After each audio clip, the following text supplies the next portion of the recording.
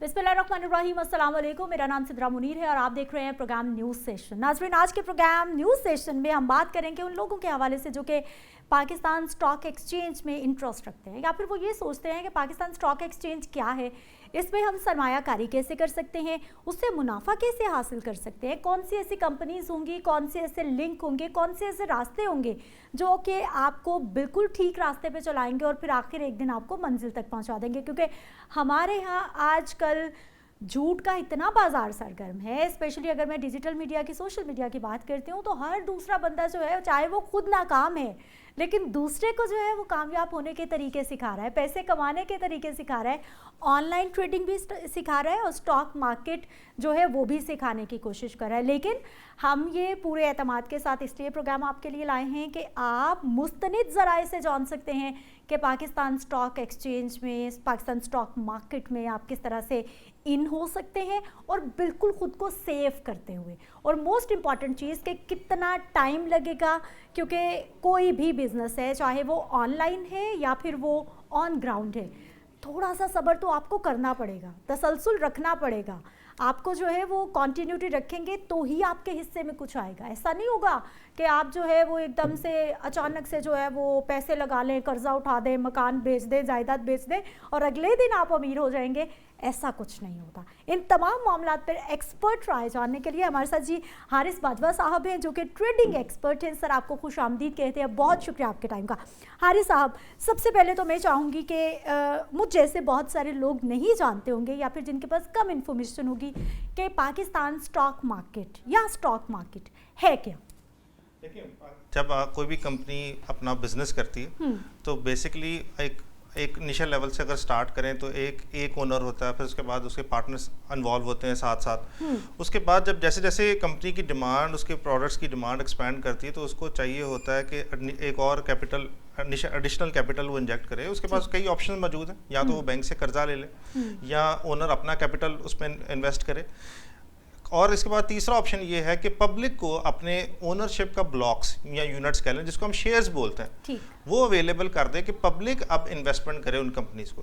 तो stock market basically is a medium जहाँ पे ये इन्वेस्टमेंट प्लेटफॉर्म कह लें आप, जहाँ पे ये इन्वेस्टमेंट होती है। आप उन्हीं लिस्टेड कंपनीज की जो कि एक टाइम पर जिनको एडिशनल कैपिटल चाहिए था बहुत पहले और या इवन रिसेंट टाइम्स में वो लिस्टेड हुई, और अब ओनरशिप जो है, अब ट्रेडिंग हो रही है, ऑब्वियसली वो कंपनी में पैसा नहीं जा रहा, इससे सेकेंडरी मार्केट जहां पे वो शेयर्स की ट्रेड हो रही है। हाँ। जो पहले इनिशियल लेवल पे जो कंपनी को ने पैसा रेस करना था वो कर लिया हुआ एक इनिशियल पब्लिक ऑफरिंग के जरिए। अब जो ट्रेडिंग हो रही है it's between the secondary share holders. ठीक है, एक ब्रिज कहा जा सकता है। बिल्कुल आप कह सकती हैं, ब्रिज। अच्छा, अब मुझे ये बताइए कि स्टॉक मार्केट में इन्वेस्ट करने के लिए हमारे पास कितनी रकम होनी चाहिए, कितनी सरमायाकारी से आगाज कर सकते हैं? देखें, कोई ऐसी लिमिट नहीं है। अक्सर औकात आप 5 से 10 हज़ार से भी आप अकाउंट स्टार्ट कर सकते हैं, लेकिन आपको एक प्रॉफिटेबल होना है। आपको सिर्फ इन्वेस्ट ही नहीं करना, आपको सिर्फ उसके बाद प्रॉफिटेबल भी होना है। कुछ फिक्स चार्जेस हैं, ठीक है, एनुअल चार्जेस आपको पे करने होते हैं। अगर आप बहुत मिनिमम इन्वेस्टमेंट करते हैं तो आप वो चार्जेस भी मीट अप नहीं कर पा रहे होते और आपके पास बहुत कम कुशन रह जाता है अपने पोर्टफोलियो को डाइवर्सिफाई करने में। जैसे जैसे आपका पोर्टफोलियो इंक्रीज करता है, वहाँ से आपके पास ऑप्शंस भी ज़्यादा अवेलेबल होते हैं और जो फिक्स चार्जेस, नॉमिनल से चार्जेस होते हैं वो भी आपको फील नहीं होते।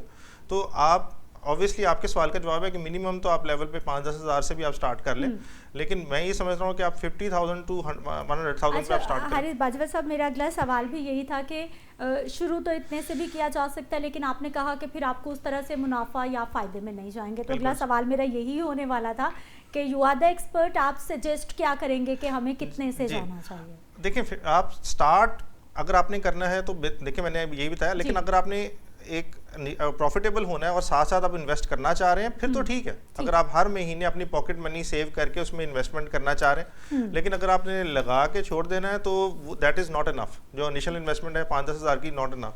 फिर आपने अगर ये प्लान है, खासतौर पर स्टूडेंट्स का जिनका सहूलत अकाउंट है, उनके लिए ये प्लान है कि अगर उन्होंने इनिशियल इन्वेस्टमेंट करने के बाद हर महीने अपनी मंथली पॉकेट मनी से या कोई भी सोर्स ऑफ इनकम से अपने मजीद पैसे इंजेक्ट करते रहना, तो 5 से 10 हज़ार के साथ आप हर महीने 5 to 10,000 आप करते रहे तो वो बहुत प्रॉफिटेबल हो जाएगा। वो ऑब्वियसली एक साल बाद आप देखें 1 लाख से ऊपर की अमाउंट बनती, तो वो अच्छा खासा आपका प्रॉफिटेबल हो जाएगा। फिर आपको उसके कुछ पे आउट्स भी आते हैं जिसको आप री इन्वेस्ट कर सकते हैं। आपको पॉकेट से ही नहीं इंजेक्ट करना पड़ेगा, ऑब्वियसली आप जो है पे आउट्स को भी यूटिलाइज कर सकते हैं। अच्छा बाजवा साहब, हमें जो स्टॉक मार्केट है ऑब्वियसली आम लोगों को ना पता होता है, ना होती है, कोई पहले से इन्वेस्टमेंट कर रहा है तो लोग उसके पीछे होते हैं और बहुत सारे लोग इसी मामले में धोखा भी खा जाते हैं। अच्छा, अब मुझे बल्कि देखने वालों को, हमें सबको ही ये बताइए कि हमें खुद सीख लेना चाहिए, किसी के पास बैठ के खुद नज़र रखनी चाहिए, या फिर कोई ऐसी मुस्तनद कंपनीज भी हैं कि बस आपने आंखें बंद करके पैसे दे दिए और वाकई आपको मुनाफा मिलेगा?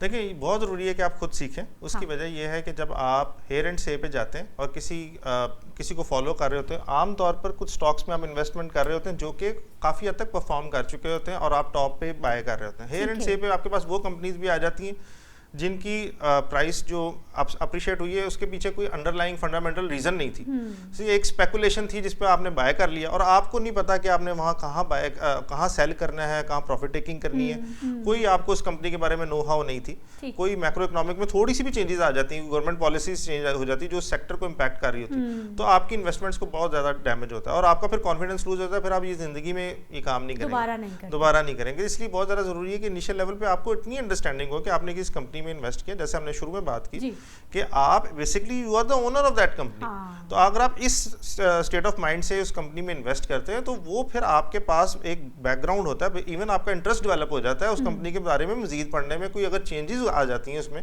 उसको आप स्टडी कर सकते हैं, एनालाइज कर सकते हैं कि यहाँ से ये चेंजेस हुई हैं, अब इसका इम्पैक्ट फ्यूचर में इसकी अर्निंग्स में क्या होगा। तो वो मेरा ख्याल है कि डेफिनेटली खुद तो आपको इतना नो हाउ तो नहीं चाहिए, बहुत एक्सटेंसिव लेवल पे नहीं, आप एटलीस्ट कंपेयर कर सकें, आपको पता चले कि जो मुझे बताया जा रहा है वो ठीक है या नहीं, इतना आपको यानी इतना आपको ब्लाइंड ट्रस्ट नहीं करना। ऐसा नहीं है कि आपको बिल्कुल ही नहीं पता और आप पैसे जो हैं वो लगाते जा रहे हैं किसी धोखे में, बल्कि कुछ ना कुछ जानने की कोशिश करें। अच्छा, पाकिस्तानी सरमायाकार जो हैं वो हमने देखा है नाकाम भी हो जाते हैं, दिल बर्दाश्ता भी हो जाते हैं, उसकी क्या रीज़न होती है?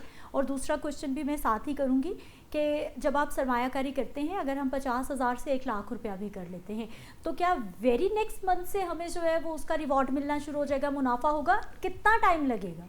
देखिए, पहले सवाल का जो ये जवाब है, जब आप स्टॉक मार्केट के हवाले से कहूँगा, सरमायाकारी के उस वाले से, कि जब आप without any plan of action, trade plan आपका नहीं होता, आप मार्केट में इन्वेस्ट करते हैं, तो मार्केट जब एडवर्स मूव देती है, ठीक है, जब मार्केट अच्छी चल रही होती है तो आपको वो कोई पैनिक नहीं नजर आ रहा होता, कोई परेशानी नहीं नजर आ रही। जब जहाँ पे एडवर्स मूव आती है, आपको पता ही नहीं होता यहाँ पे मेरा एग्जिट प्लान क्या है, यहाँ पे मैंने रिएक्ट कैसे करना है, कि क्या ये नॉर्मल है।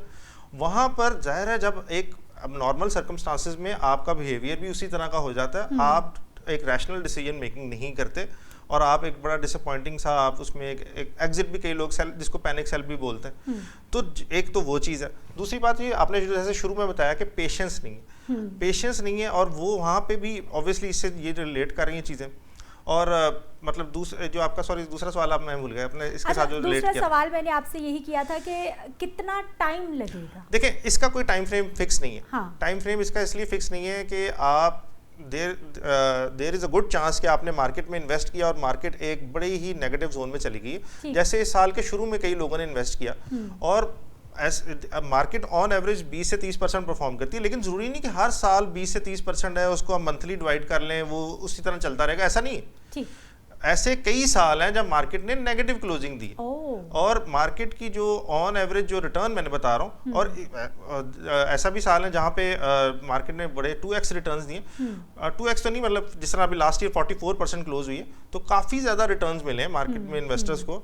आप उसको ज़ाहिर है अगर मार्केट को बीट भी कर सकते हैं अपनी स्मार्ट एंट्री के जरिए और अपनी पोर्टफोलियो को रीबैलेंस करके बेहतर स्टॉक्स लेके, ज़रूरी नहीं है कि सारे स्टॉक्स ने 44% रिटर्न दिया, तो ऐसा भी चांस है कि आप अपनी एक साल में आपकी इन्वेस्टमेंट्स बड़ी अच्छी ग्रो की हो, लेकिन एट द सेम टाइम ऐसा भी चांस है कि वो ना मूव की हो, वहीं पे रही हो, आपकी इन्वेस्टमेंट, आपका ओवरऑल पोर्टफोलियो वर्थ वहीं पे रही हो, तो कोई फिक्स टाइम फ्रेम नहीं है। लेकिन जब आप ये चीज़ समझ लेते हैं ना कि यार अभी मुझे इतने टाइम के लिए मार्केट में रहना, मार्केट की अगर जो आपकी इन्वेस्टमेंट्स हैं, जो आपने कंपनीज में इन्वेस्ट किया, उनकी अर्निंग्स ग्रो कर रही हैं, तो उसकी अगर मार्केट्स परफेक्टली इंफॉर्मेशनली एफिशिएंट है तो उसकी शेयर प्राइस भी ग्रो करेगी, फिर तो ठीक है। और साथ ही आपको हर 3 महीने 6 महीने बाद अच्छी ब्लू चिप कंपनी डिविडेंड्स भी देती है, पे आउट्स देती हैं, हर वो अपनी अर्निंग्स के हिसाब से उनका पे आउट रेशो होता है, वो सेट असाइड करती हैं शेयर होल्डर्स की प्रॉफिट। बाजवा साहब, कितना टाइम आप सजेस्ट करेंगे? जैसा कि मैंने शुरू में कहा कि हमने 50,000 से 1 लाख का, चले हमने एक फिक्स वो कर लिया है, इसको इन्वेस्टमेंट के बाद हमें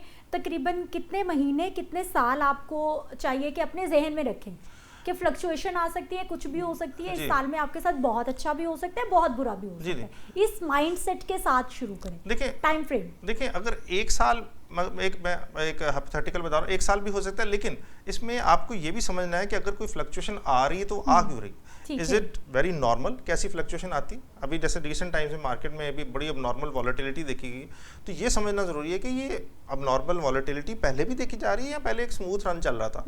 अगर तो आपको जो एक मार्केट के आउटलायर्स हैं या एक कह लें कि अबनॉर्मल एक बिहेवियर है, अगर उसकी रीजन समझ आ जाती है ना, तो फिर आपको कोई प्रॉब्लम नहीं है। इवन अगर आपको पूरी मार्केट की बेसिक अंडरस्टैंडिंग है, फिर तो आपको टाइम होराइजन का भी कोई इशू नहीं, एज लॉन्ग एज आपको पता है कि जिस वजह से मैं इन्वेस्टमेंट कर रहा था उसकी फंडामेंटल रीजंस इंटैक्ट है, तो कोई इशू नहीं है। लेकिन आपने अगर टाइम फ्रेम पूछा तो 6 महीने से 1 साल आप लगा लें, जिसके बाद आप असेस कर सकती हैं, हर 3 महीने के बाद क्वार्टरली उनके रिजल्ट्स हैं, आपकी इन्वेस्टेड कंपनीज हैं, आप उसको कंपेयर करें कि इसकी जो ग्रोथ है वो किस तरह की हो रही है, अर्निंग्स में अगर ग्रोथ है ये तो सेल्स की वजह से हुई है या वन टाइम हुई है, ये बड़ी सारी इसमें रीजंस आ जाती हैं। लेकिन इतना टाइम फ्रेम जरूर होना चाहिए, ये नहीं है कि आप द वेरी नेक्स्ट डे और द वेरी नेक्स्ट वीक आप इसमें देखना शुरू करते हैं, थोड़ा सा टाइम दें इस मार्केट। अच्छा वाजिद साहब, स्टॉक मार्केट को कौन सी चीज़ें असरअंदाज करती हैं? मतलब इंटरनेशनल अफेयर्स करते हैं, जो पॉलिटिकल इंस्टेबिलिटी है वो प्रॉब्लम में जाती है, मौशी सूरत हाल असरअंदाज होती है, क्योंकि ये सारे वो मामलात हैं जो कि अंडर डेवलपिंग कंट्रीज़ के साथ जुड़े हुए हैं और स्पेशली पाकिस्तान के। कौन कौन सी चीज़ें असरअंदाज होती हैं? देखिए अल्टीमेटली हमने देखना है कि जिस कंपनी में हमने इन्वेस्ट किया ना, उसकी अर्निंग्स इंक्रीज हो रही है, उसका मुनाफा, आप कोई कारोबार करते ही क्यों है? मुनाफे के लिए। बिल्कुल। तो आपने वो सारी डेवलपमेंट्स देखनी है आसान लफ्जों में जो कंपनी के मुनाफे को। अभी रिसेंट टाइम में यूएस ईरान की टेंशंस हैं, ऑयल प्राइसेस इंक्रीज हो रही हैं, ऑयल प्राइसेस इंटरनेशनली इंक्रीज हुई तो हमारी फ्यूल प्राइसेस भी इंक्रीज हो रही है। वहाँ से कंपनीज की, इंडस्ट्रीज की लास्ट मंथ का जो डाटा है उसमें जो HSD की कंजम्पशन है 20% ड्रॉप हुई है ईयर ऑन ईयर बेसिस पे। तो इट मीन्स कि इंडस्ट्रियल आउटपुट में डिक्लाइन आ रहा है, इंडस्ट्रियल कॉस्ट बढ़ रही है। अगर उनकी कॉस्ट बढ़ रही है, उनकी प्रॉफिटेबिलिटी कम हो रही है, उनकी प्रॉफिटेबिलिटी आपकी प्रॉफिटेबिलिटी इन अ सेंस कि आपने सिर्फ स्टॉक्स खरीदे, शेयर्स खरीदे हो।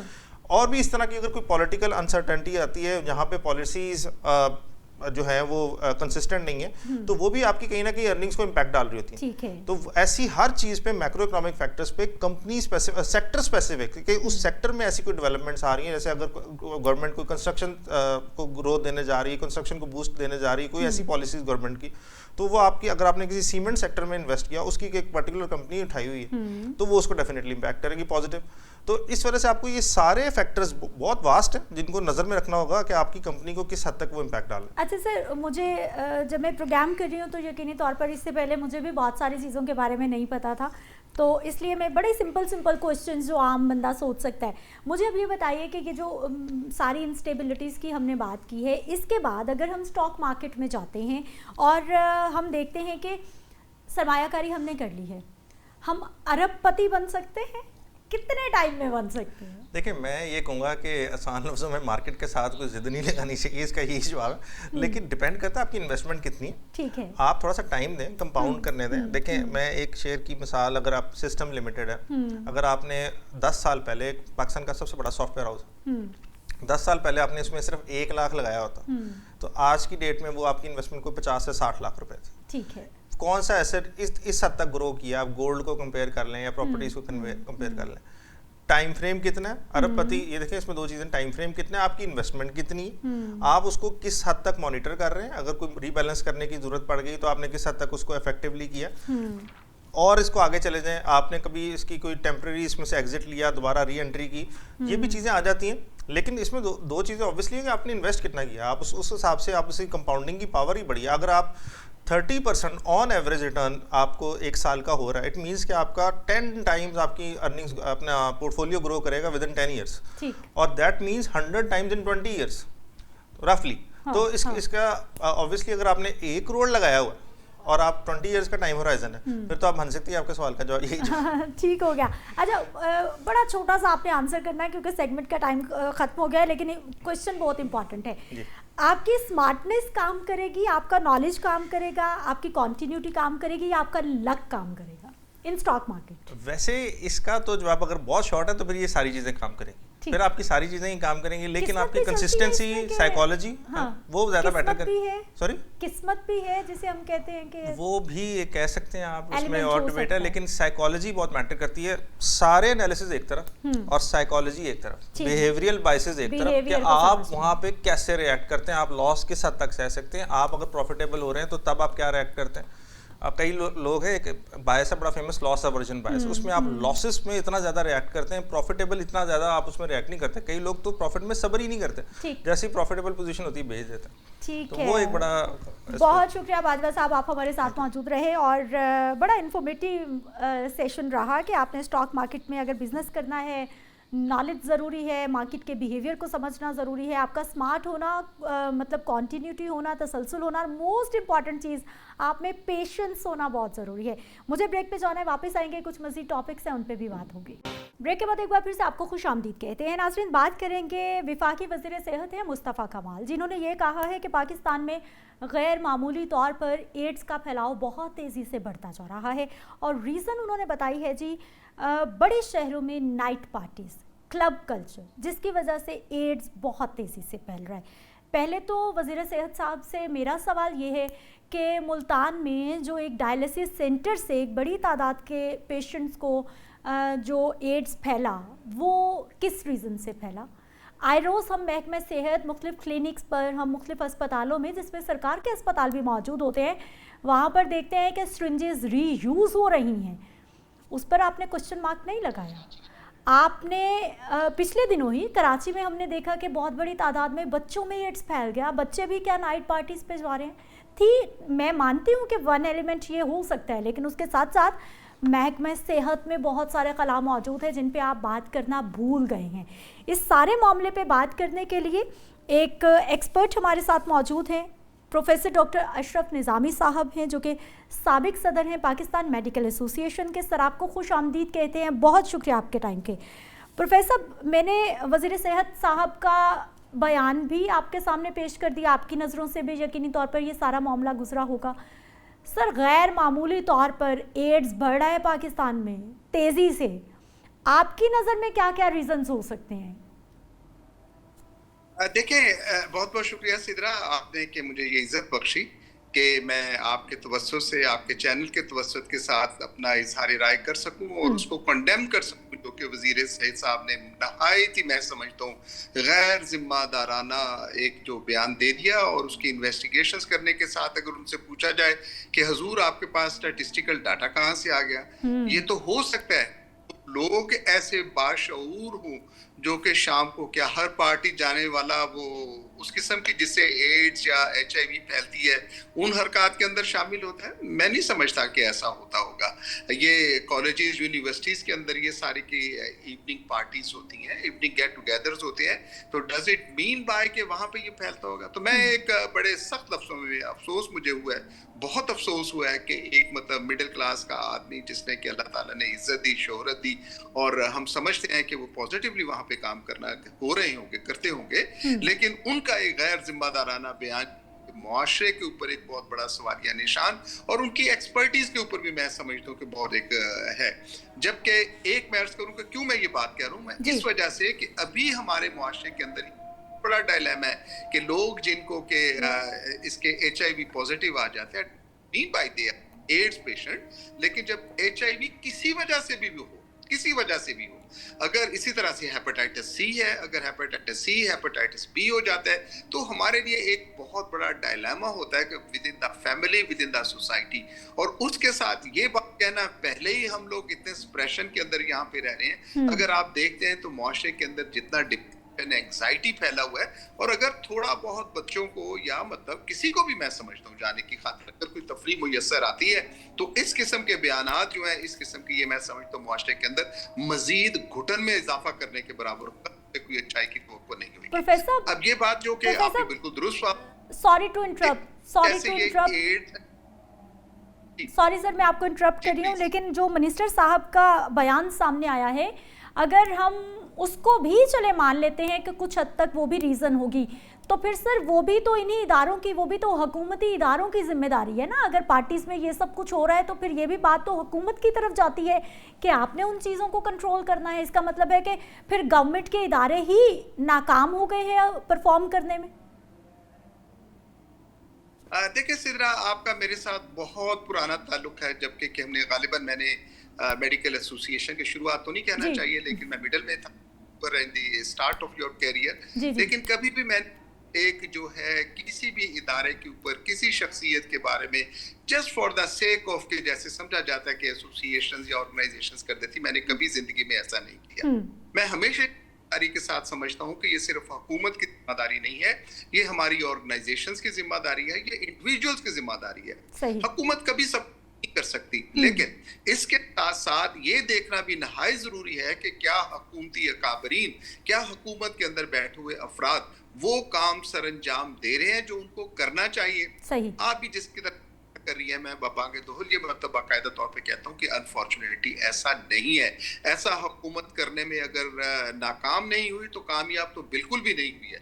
ये बात सिर्फ हम HIV की खातिर ही नहीं है, हेपेटाइटिस का फैलाव आप देख लीजिएगा, आप बाकी जितनी बीमारियां हैं, आप ट्यूबरकुलोसिस को देख लीजिएगा कि ट्यूबरकुलोसिस के मतलब 5वें बड़े मुल्कों में अभी तक फैला हुआ। फिर हम कहते हैं जी साथ में इंडिया, उसको भी देख लें, चाइना को। In the bad sense we go compare, हम कंपेयर करते हैं बाकी मुल्कों के साथ के, देखें जी वहां भी तो ऐसी है, लिहाजा अगर पाकिस्तान में है तो लिहाजा इसकी कोई तोप नहीं चलती। आई एग्री, मेरे पास कोई ऐसी वो वजह नहीं है कि मैं आपके इस बात के साथ डिसएग्रीमेंट में जाऊं कि ये हुकूमती जिम्मेदारी है, और आपने बिल्कुल दुरुस्त कहा है। लेकिन इसके साथ साथ मैं एक और एड अप करना चाहूंगा कि ये हमारी भी एज इंडिविजुअल जिम्मेदारी भी है, आपकी एज इदारा, एज इंस्टीट्यूशन जो आप इस वक्त फर्ज अदा कर रही हैं, ये आपकी भी जिम्मेदारी है। और उस जिम्मेदारी के अहसन मैं समझता हूँ जैसे माजी की तरह आप अदा करती रही हैं, आज भी इस चैनल के ऊपर बैठ के आप वही अदा कर रही हैं, दैट इज द अवेयरनेस। और अवेयरनेस इतना हम तो कह कह के थक गए, कह कह के थक गए आईटी के अंदर कि भाई ये कोई डायलेमा, ऐसा स्टिग्मा नहीं है, यू शुड कम आउट। किसी वजह से हो सकता है, दंतान साज के पास आप जाते हो किसी के साथ भी, और क्वालिफाइड दंतान साज के साथ भी जाते हो, तो you can be get infection है, किसी तरफ से भी इन्फेक्शन हो सकती है, हेपेटाइटिस हो सकती है, इसी तरह से ये HIV भी हो सकती है। रिगार्डलेस ऑफ ऑल दोस, जो कि बेसिक हम कहते हैं कि होमोसेक्सुअलिटी के साथ ये जो है का ज्यादा वो होता है, फैलाव की वजह बनती है, और मल्टीपल जो है पार्टनर्स के साथ ये बनती है, ये बातें अब दुनिया के साथ है, and we have to loud and speaks about it. हमें जब तक ये नहीं करेंगे, मौसूफ वजीर और इस लेवल के लोग जब तक ये बातें नहीं करेंगे, तो मुआशरे के अंदर ये तो मौजूद रहेगा, उसको हम यही समझते हैं ये तो बड़ा गलत है जी। मैं एक आपसे बात शेयर करता जाऊं, Bangladesh is a very role model for me, कि हमारे जैसे आज के अंदर रहते हुए जो उन्होंने कंट्रोल किया है, दैट इज अमेजिंग। पॉपुलेशन जब पाकिस्तान के साथ बांग्लादेश अलग अलग हो गए तो हमारी पॉपुलेशन तकरीबन एक सी थी। अब क्या वजह है कि हम 25 करोड़ हो गए हैं, और वहां पे आप देखते तो आबादी कैसी है।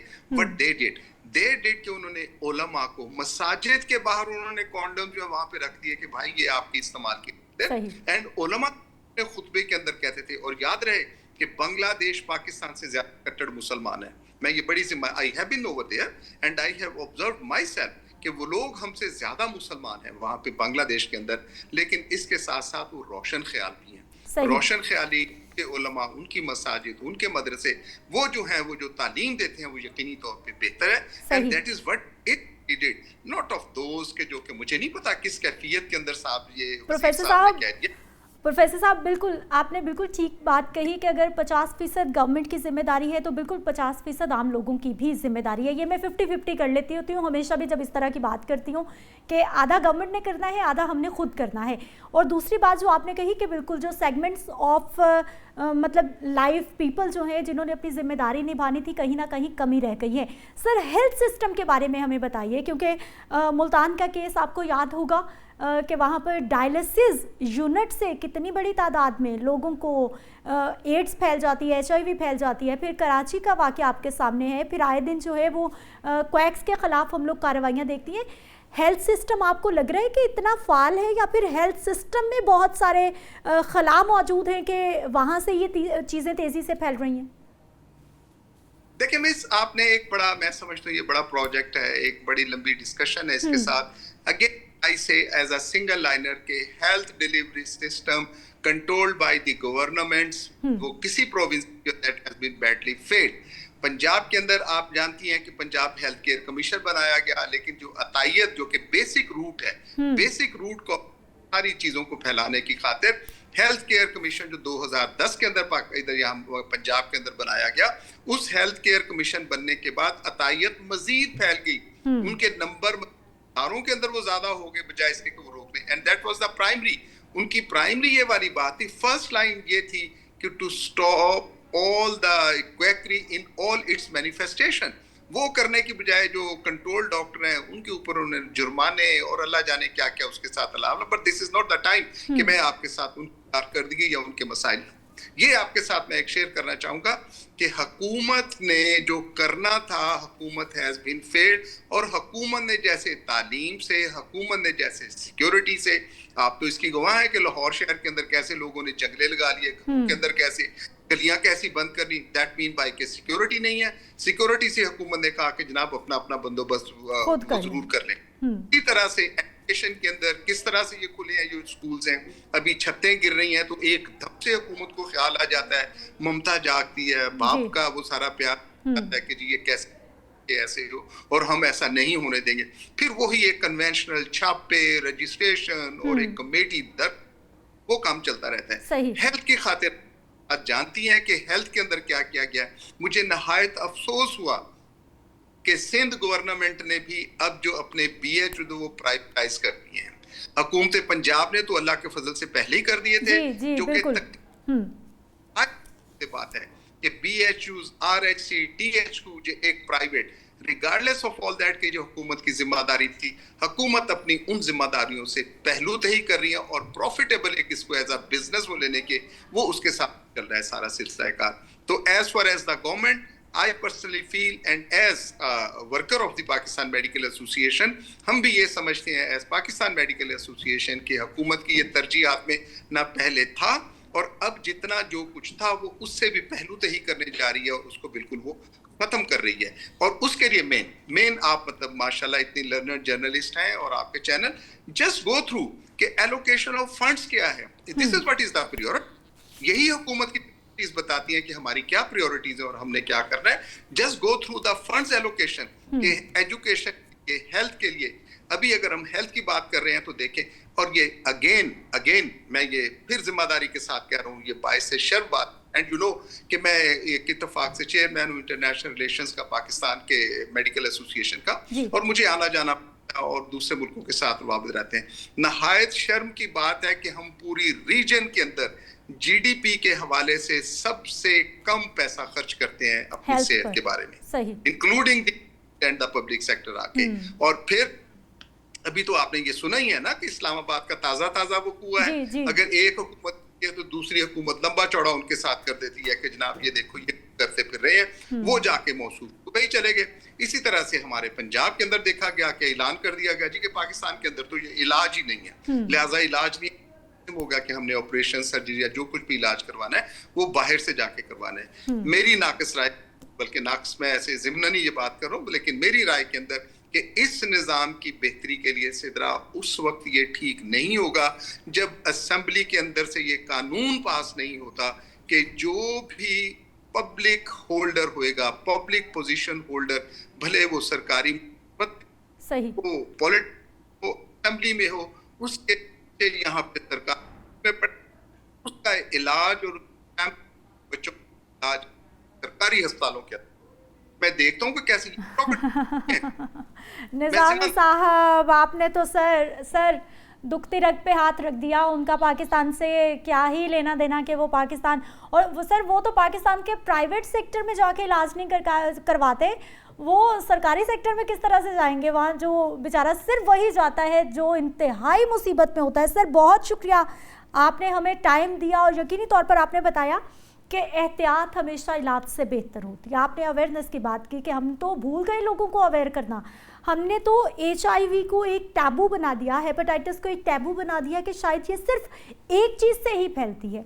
हालांकि आप पार्लर जाते हैं, अगर वहाँ पर आप अपनी किट खुद नहीं लेके जाते, आप मैनी पेडी ख़वातीन कराती हैं, वहाँ से हो सकता है। बॉयज़ बार्बर जाते हैं, शेव कराते हैं, रीयूज़ हो जाएगा। अगर आपका जो है वो ब्लेड वगैरह उससे कट लग सकता है, वहाँ से हो सकती है। आप डेंटिस्ट पे जाते हैं, वो अताई है, वहाँ से हो सकती है। बहुत सारी ऑप्शंस हैं, लेकिन हमारी सोसाइटी ने टैबू बनाया कि ये सिर्फ एक ही चीज़ से फैलती है। और मिनिस्टर साहब ने आकर सोने पे सुहागा कर दिया। उन्होंने कहा जी नाइट पार्टी कल्चर ने जो है वो, हालांकि उन्होंने अपनी गफलत छुपाने की कोशिश की कि महकमा हेल्थ तो शायद बिल्कुल ही बरी ज़िम्मा है, ये तो नाइट पार्टीज़ की वजह से फैल रहा है। ऐसा नहीं होता। उन्होंने स्टैंप लगा दिया, उस टैबू को मज़ीद स्ट्रॉन्ग कर दिया जिसे हमने हटाना था। मुझे एक ब्रेक पे जाना है, वापस आते हैं, कुछ मज़ीद टॉपिक है उस पर बात करेंगे। ब्रेक के बाद एक बार फिर से आपको खुश आमदीद कहते हैं और बात करेंगे जी पंजाब की सीसीडी फोर्स की कार्रवाइयों के हवाले से, कारकर्दगी के हवाले से। सीसीडी फोर्स 2025 में बनाई जाती है। पहले से पंजाब पुलिस मौजूद है, लेकिन सीसीडी फोर्स बनाई जाती है जिसे क्राइम कंट्रोल डिपार्टमेंट के नाम से जो है वो कहा जाता है, उसका नाम रखा जाता है।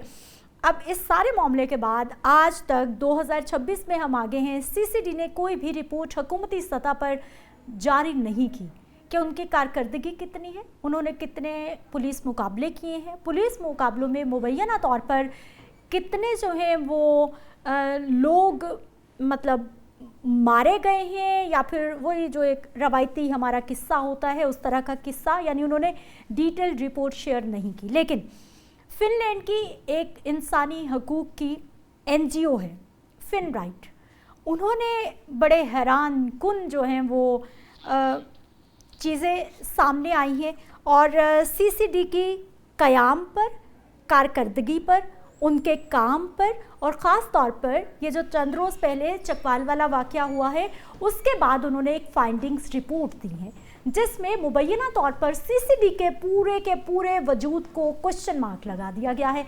बात करेंगे, जावेद इकबाल साहब हमारे साथ मौजूद है, सीनियर सहाफ़ी हैं। सर आपको खुश आमदीद कहते हैं, बहुत शुक्रिया आपके टाइम का। बहुत शुक्रिया सर। सीसीडी और इंटरनेशनल एनजीओ वो रिपोर्ट कर रही है कि सीसीडी इन चीज़ों में जो है वो मुबैना तौर पर मुलव्विस है और ये बेहतर परफॉर्म करने की बजाय ये मावराए अदालत कत्ल मुबैना तौर पर इनका खासा बन चुका है। ये एनजीओ रिपोर्ट कर रही है। बिस्मिल्लाहिर्रहमानिर्रहीम।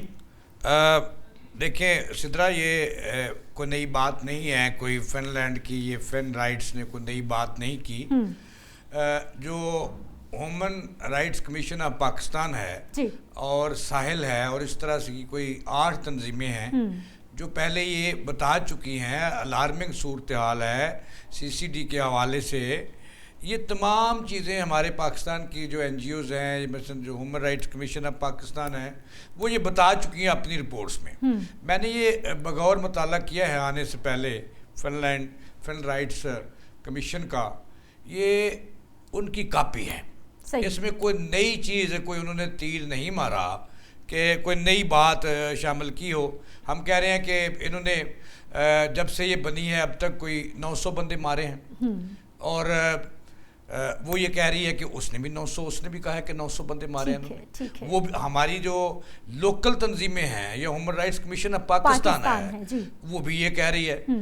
आफ्ताब बाजवा मुल्क के मरूफ मुमताज़ कानूनदान हैं, वो भी हाई कोर्ट में चले गए हैं, उन्होंने भी इसको चैलेंज कर दिया है। वो भी यही कह रहे हैं कि जो मावरा सीसीडी के कयाम को ही चैलेंज कर दिया है। जी।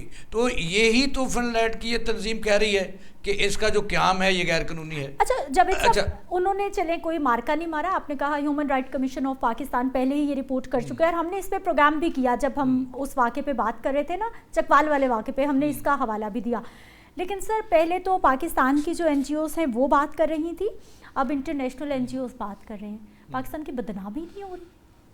ये बड़ा आसान है मैडम, बड़ा आसान है ये कह देना कि बदनामी हो रही है पाकिस्तान की। पाकिस्तान तो तरक्की कर रहा है, पाकिस्तान तो कमांड जो है वो सितारों से आगे डाल रहा है हर शोबे में।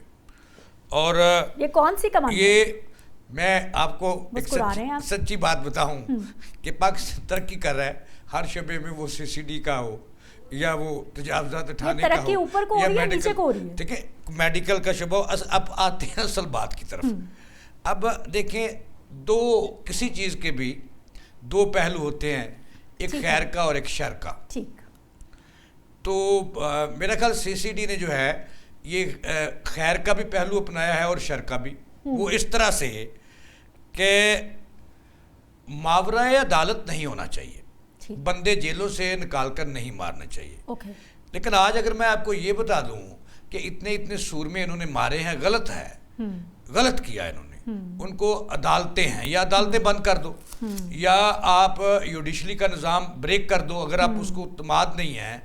इनका मौक़िफ़ ये है पुलिस का कि हम चोर पकड़ते हैं, डाकू पकड़ते हैं, अदालतें छोड़ देती हैं, बड़े बड़े हम जो गैंगस्टर हैं वो पकड़ते हैं, अदालतों में वो रहा हो जाते हैं, फिर करने जाते हैं। लेकिन ये मसले का हल नहीं है। अदालतें कैसे, जब अदालत को पूरा अप्रूव ही नहीं देंगे, जब आपके पुलिस के सिस्टम के अंदर जो है वो खला मौजूद होगा, जब इन्वेस्टिगेशन पूरी नहीं होगी, इन्वेस्टिगेशन ऑफिसर कुछ डर लगता है ना आजकल, कुछ पैसे लेकर फाइंडिंग्स लिखेंगे। आप रोज तो डराते हैं कि डाला आ रहा है, तो मैं भी ना डरूं। अल्लाह माफ करे, डाले तो आप। अच्छा जब चलें। कुछ इस तरह के जो है वो राशि अफसरान हैं, रिश्वत लेते हैं, मतलब पैसे लेते हैं और फाइंडिंग्स उनकी मर्जी की लिख देते हैं, अदालत क्या करेगी फिर? अदालत ने तो सबूत की बुनियाद पर फैसला करना ना। इसीलिए आपने अपने सवाल का खुद ही जवाब दे दिया कि जो हमारी तफ्तीश का या इंटेरोगेटिव जो करते हैं हम, इंटेरोगेशन का जो निज़ाम है, इसमें लूप होल्स हैं, इसमें कमियां कोताहियां हैं। तो उसको देखते हुए चीफ मिनिस्टर पंजाब, हमारी फेवरेट जो पंजाब की महबूब वज़ीर आला हैं, तो उन्होंने ये सीसीडी डिपार्टमेंट बनाया। सही। और इसीलिए बनाया कि तफ्तीश का निज़ाम ठीक हो, और सीसीडी ने हर जगह अच्छा नहीं किया। ठीक हो या मुबैना तौर पर तफ्तीश का निज़ाम हो ही ना। अच्छा, ये देखिए ना, ये आप मैडम सिद्रा नाम है आपका, बड़ी चालाक हैं आप खुद सवाल करती हैं, खुद जवाब करती हैं। तो मैं नहीं कहना चाह रहा था जो आपने कह दिया कि तफ्तीश हो ही ना, बंदे बार बार ही पकड़ो और किस्सा तमाम करो, मुबैना तौर पर जेलों से निकालो, ये तो सारे कहते हैं।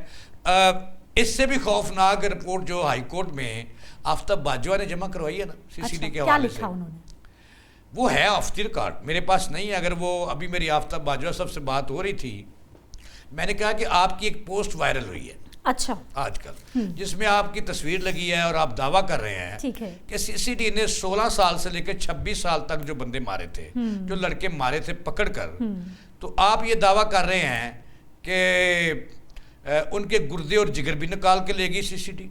अल्लाह अल्लाह। तो ये बात सच है? उन्होंने कहा जी 100% सच है, मुझे ऊपर से आई थी ये खबर। क्या उनके पास सबूत मौजूद हैं? ये बहुत बड़ा क्वेश्चन मार्क है। आफ्ताब बाजवा ने ये दावा किया है, उनकी एक पोस्ट सोशल मीडिया पे लगी हुई है, ठीक है, मैंने उसको रखा हुआ। यानी मारकर जो है वो उनके ऑर्गन्स निकाले जा रहे हैं। वो दावा कर रहे हैं आफ्ताब बाजवा साहब। ठीक है, उनकी पोस्ट वायरल हुई है, उसकी मैं बात करूं, मेरे पास ऐसी कोई तला नहीं है। मैं तो ये मुल्क के एक मारूफ कानूनदान है। आफ्ताब बाजवा बहुत बड़ा वकील है फौजदारी मुकदमात के हवाले से, और ये आफ्ताब बाजवा हैं जिन्होंने सीसीडी के वजूद को चैलेंज कर दिया, उनके क़याम को चैलेंज कर दिया।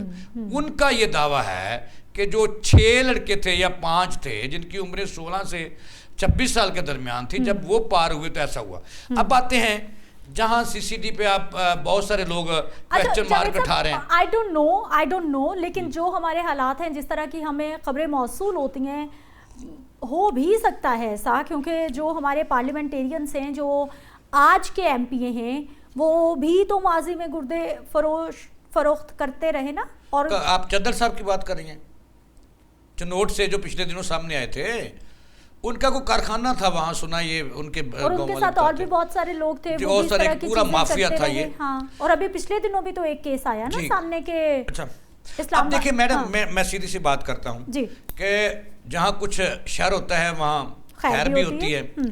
अब सीसीडी के क़याम से पहले आपने खुद ही बता दिया कि तफ्तीश, यानी कि बहुत से लूप होल छोड़ देते थे तफ्तीश के दरमियान, इन्वेस्टिगेशन के दौरान। तो चीफ मिनिस्टर ने इसका नोटिस लिया, बहुत सारी शिकायत थी, फिर ये सीसीडी बनी और इसका सरबराह लगाया सेहल जफर चट्ठा को, जो पुलिस के एक बड़े मंजे हुए ऑफिसर हैं, उनको लगाया। अब देखें कि इससे शुरू में, अब नहीं मैं कह रहा, अब तो फिर वारदातें बढ़ रही हैं, शुरू में जब इसका खौफ इन्होंने बंदे मुबैना तौर पर मारे और शरीफ बंदा कोई भी नहीं मारा गया स्वाय वो चकवाल वाली बच्ची के, और वो भी मुलजम जो था पुलिस वाला वो गिरफ्तार है। ठीक है। अब इन्होंने किया क्या कि वहां से इन्होंने चुन चुन कर ऐसे गैंगस्टर, ऐसे गैंग जो डकैतियों में मुलव्वस थे 16 साल से, जिन पर पुलिस हाथ नहीं डालती थी, जो गैंग रेप जैसे संगीन इल्ज़ामात उन पर थे और वो अदालतों में गए ही नहीं या पुलिस ने मुकदमा उनको भी पकड़ा, और शुरू में ये खौफ और राज फैला पूरे पंजाब में। अब इसमें कमी आ गई है। ठीक है। अब फिर सीसीडी ने जैसे ही उनका डंग जो है वो निकला है और मीडिया शुरू हुआ है और वकला शुरू हुए हैं, तंजीमें शुरू हुई हैं, तो मैं आपको बताऊं कि सीसीडी का जो मकसद था बनाने का वो फेल होता हुआ दिखाई दे रहा है।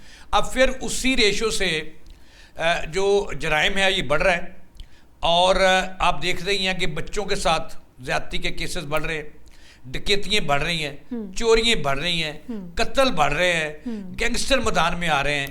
तो फिर इस पे अरबों रुपए लगाने का क्या फायदा था जब इसने खामोश हो जाना था। जावेद इकबाल साहब, अगर जो सीसीडी है उनके ही मुलाजिम करते हैं गलती और किसी बेगुनाह को मार देते हैं और सीसीडी ही इन्वेस्टिगेट करती है, जी जी, ये क्वेश्चन मार्क नहीं लग जाएगा? ये बहुत बड़ा क्वेश्चन मार्क है कि क्या उनके लिए कोई भी और इदारा मौजूद नहीं है? चैलेंज ही नहीं कर सकते आप उसको कहीं से।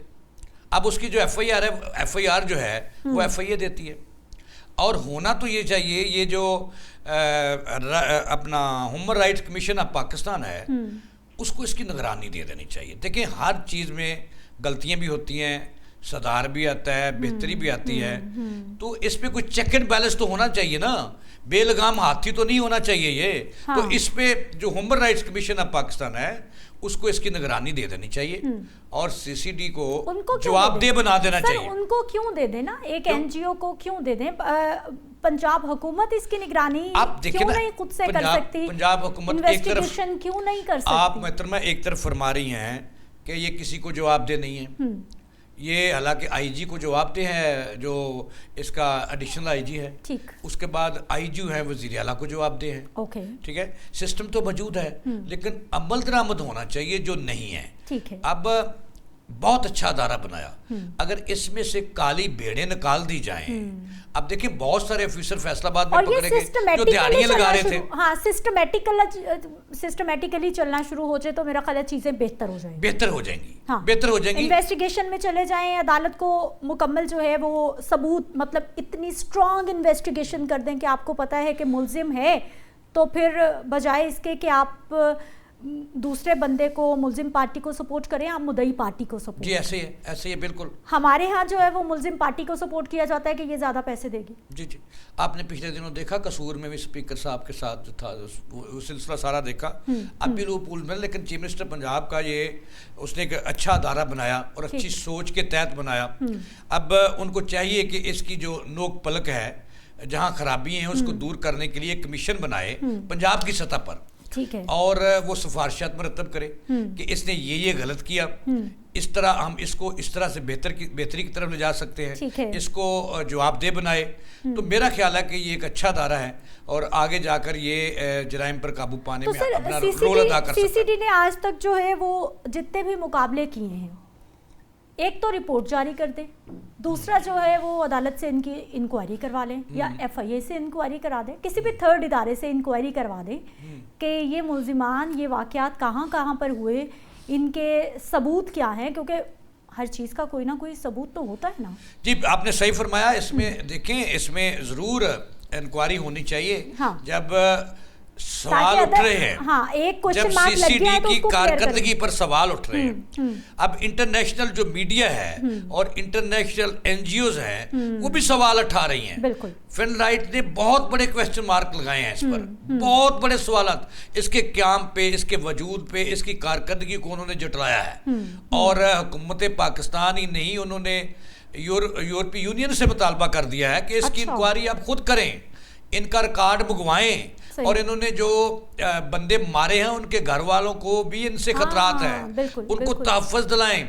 अब इस जब मसला उठ ही गया है और ये चीफ मिनिस्टर पंजाब और हुकूमत पंजाब की कारकर्दगी का सवाल आ गया है और उनकी इज्जत पे हर्फ आ गया है, तो इससे पहले कि कोई इंटरनेशनल बाज़ाब्ता जैसे यूरोपियन यूनियन में उन्होंने भेज दिया है केस, अब वो मेरी इत्तलात ये है कि कौम मुत्तहदा की तरफ भी जो उसका वेलफेयर का अदारा है उसकी तरफ भी वो मूव कर रहे हैं। सही। तो इससे पहले कि पाकिस्तान की मजीद कोई बदनामी हो, इस पे चीफ मिनिस्टर पंजाब को एक्शन ले लेना चाहिए। ठीक है। और इस रिपोर्ट को पब्लिक कर देना चाहिए। आखिरी सवाल और इनको जो है ना कमीशन बनाकर उसकी तहकीकत करके ओपन कर दें। अच्छा जावेद साहब, आखिरी सवाल और बहुत ही मासूमाना सवाल जी जी कि सीसीडी दायरा बन गया, जी, बन हुकूमती सरपरस्ती या फिर हुकूमत का सर पे हाथ ना हो, हाँ, तो इतना कुछ हो सकता है? नहीं, कभी भी नहीं हो सकता। अब जब फिर देखिए तहकीकात सीसीडी किसने बनाया? तहकीकात पुलिस एक्ट में तरमीम हुई, उसके बाद ये क्याम इसका अमल में आया और चीफ मिनिस्टर ने, फिर कबीना ने इसकी मंजूरी दी, फिर चीफ मिनिस्टर ने फाइनल इसकी मंजूरी दी, फिर ये अदारा बना। आपका क्या ख्याल है कि हुकूमत की सरपरस्ती के बगैर जो सीसीडी है ये 1 मिनट भी चल सकती है? ठीक है, बहुत शुक्रिया जावेद इकबाल साहब, आप हमारे साथ मौजूद रहे और यकीनी तौर पर सीसीडी के कयाम पर क्वेश्चन मार्क हमारे वकला लगा रहे हैं, जो पाकिस्तान की एनजीओज़ हैं वो लगा रही हैं और अब इंटरनेशनल एनजीओज़ भी क्वेश्चन मार्क लगा रही हैं। तो ये पाकिस्तानी की यकीनी तौर पर एक बदनामी का बाइस बन रहा है। मुझे आपने इजाज़त देनी है, इंशाल्लाह कल के प्रोग्राम में मुलाकात करते हैं। अपना ख्याल रखिए, अल्लाह निगहबान।